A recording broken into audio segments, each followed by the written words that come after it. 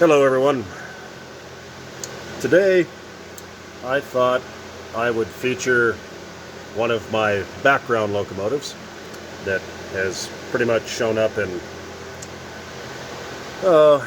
every one of my running sessions that I've done here as of late. But this set is kind of special. This set here is what got me hooked on K-Line hardcore, basically. When I was a kid, obviously I grew up in the NPC era, and I remember when K-Line came out, and they were inexpensive little competitors to Lionel, basically. And we all know how inexpensive Lionel MPC was, so you can imagine how inexpensive K-Line was. But about in the mid-'80s, they really started kind of gaining on Lionel, in my opinion. I started buying more and more of their cars. I bought a couple of their MP15 diesels. That was a true scale diesel that you had never seen in the O-gauge market. Not the best quality, but I still have one, so can't complain.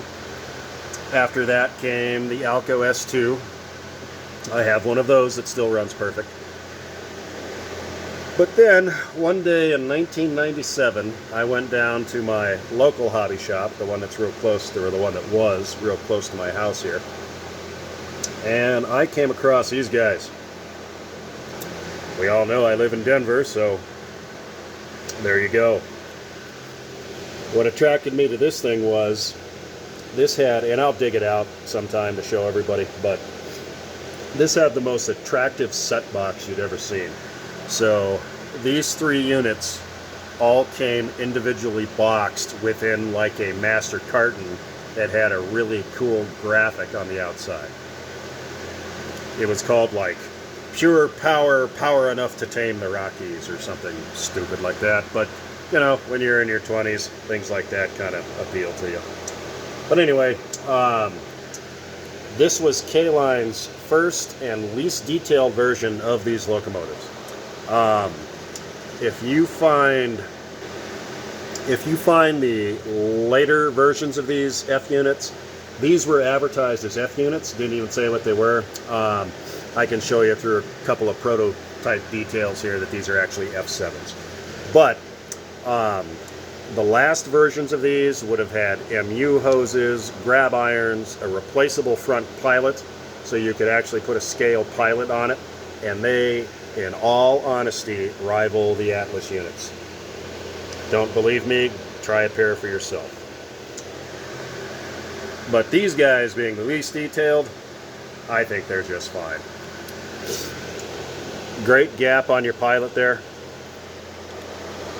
Not bad coupler stick out. If you look at all of your separate grabs and everything, they are much thinner than the stuff the other guys were bringing out at the time. Not the best trucks, but that's okay. But yeah, look at how thin the steps are and all of that. So I think these are F7s based on the stainless steel grill there. F3s and FTs would have had like chicken wire up here. So I'm pretty sure these are F7s. You got separate little vents in there. See those? And I mean, these little guys right here, these are all separate. But you got good rivet detail in here. Brass little screens there.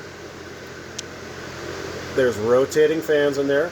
Not making that up. Obviously no cutout for the smoke units. This air filter back here, see how that's separate? Hold on. That's actually brass. That little antenna or vent is actually brass. You got molded in little, what are supposed to be lift rings, I'm assuming. And then back here on the B unit, look at how cool that little graphic is right there. Main line through the Rockies. So, this is a correct paint scheme. This was called the Four Stripe or the Tiger Stripe. See how you got the four stripes here? Later versions would have had a single black stripe right there, or they also had a single stripe and a black roof and black vents here. and that would have been called the Bumblebee. So K-Line was kind of getting their feet wet here. They didn't really know quite what they were doing yet. These guys have 6 motors. So you got 2 motors, 2 motors, 2 motors. And how that is configured, hold on. These were like the older K-Line stuff where there are the truck mounted motors. I have absolutely no problem with these. After all, real trains have traction motors in the trucks. But die-cast fuel tank there, die-cast little air tank and everything, so the heft is decent. Another thing I always liked, so these guys have 4 traction tires per unit. So see, you got 1, 1, 1. What's nice about it, K-Line gave you enough room on these trucks, you can actually slip a traction tire in there. So, makes it kind of easy.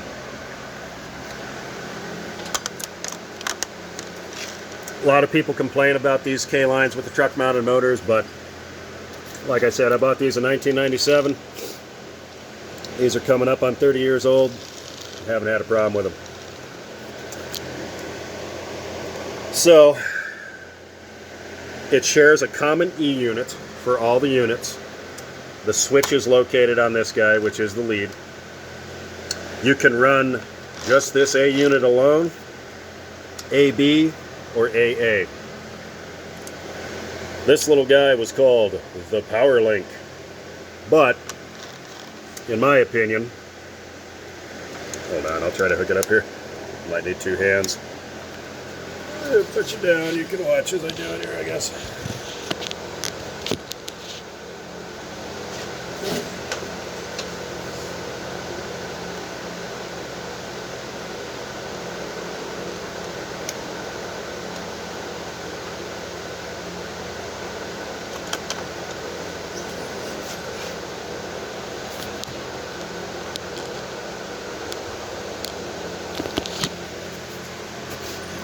It is a much easier tethering system than the MTH ones we did just a couple nights ago.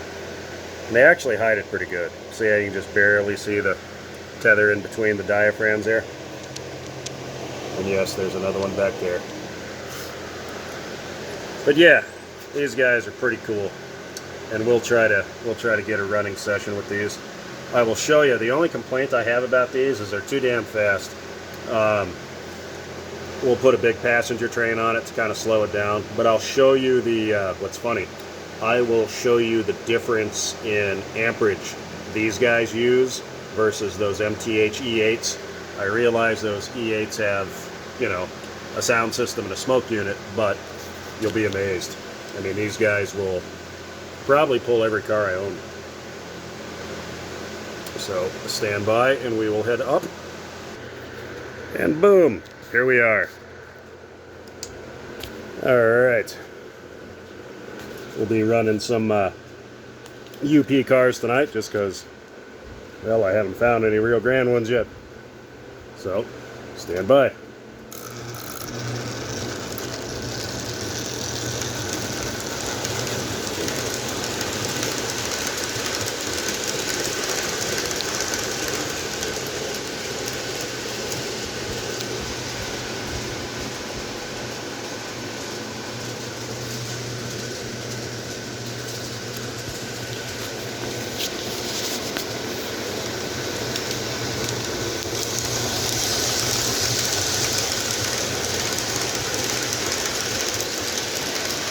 Pulls them like they're not even there.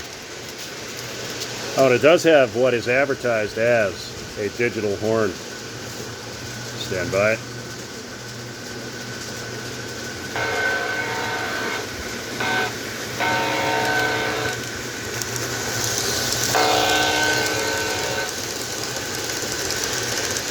Better than the Weavers, I gotta give it that.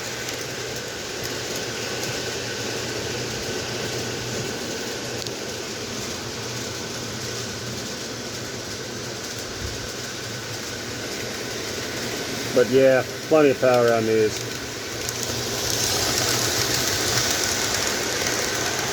They will pretty much pull anything that you throw at them. So,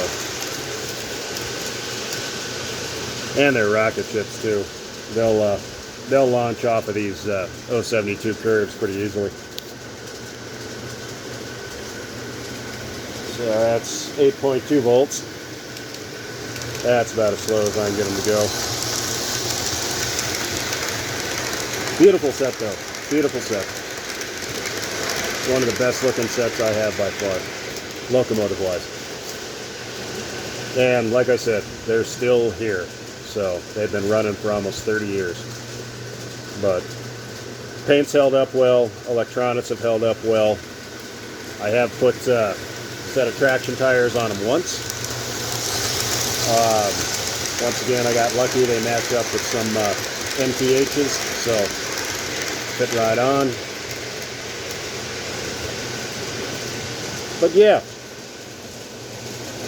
not much else to say about these. Nothing too fancy, but once again, what got me hooked on K-Line. I was impressed with these when I bought them. If any of you guys ever get a set, I hope you're impressed.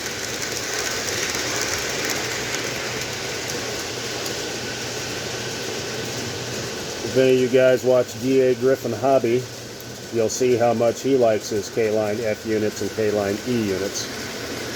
By the way, I believe the K-Line E units are the finest in the market. I really do, especially the later ones. But if you want to know, the reason I originally bought this set was one of the things I wanted to accomplish in my layout was I wanted the 3 divisions that hauled the California Zephyr. So I'm getting close. I bought these, you know, like I said, 30 years ago. Not that long ago. If you look inside there, I found a set of CB and Q E7s. So they would have hauled the California Zephyr from Chicago to here, to Denver. Denver Rio Grande would have hauled the California Zephyr from Denver to Salt Lake City. And then from Salt Lake City up into the Bay Area, it would have been Western Pacific. Denver, Rio Grande, Western, and Western Pacific used re-geared F units. CB and Q always used E units. So, and there also would have been a steam generator car with the Rio Grande and with the Western Pacific on their legs of the journey. But once I find the Western Pacific version of these locomotives, meaning I want the K-Line versions, they'd be just like these, came out a couple years after these, then I will be on the hunt for my California Zephyr cars. And there is only one option for those, and that is by Atlas. So, I hope you enjoyed this little trip down K-Line lane. Thanks for watching, and I will catch you on the next one.